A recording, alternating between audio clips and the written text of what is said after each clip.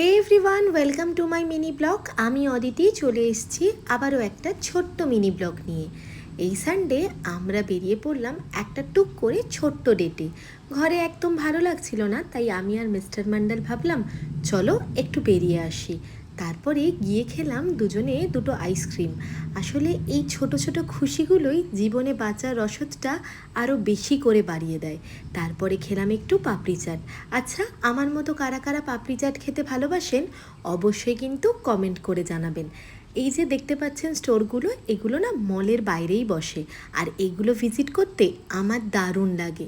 আমি দাঁড়িয়ে গেছিলাম একটা জুয়েলারি শপে, দেখে পরেই টুক করে দুটো কানের দুল নিয়ে নিলাম।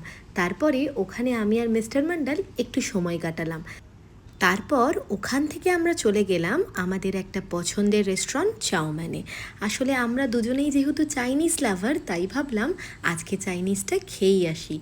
রেস্টুরেন্টে গিয়ে আমরা কিছুটা ভালো সময় কাটালাম। আসলে সময় এমন একটা জিনিস যা চাইলেও ফিরে আসবে না, সুতরাং আপনি ভালো কাটাবেন কিনা খারাপ সেটা সম্পূর্ণ আপনার ওপর ডিপেন্ড করছে। তাই জন্য আমরা অলওয়েজ চেষ্টা করি নিজেদের মতো যেন ভালো থাকতে পারি।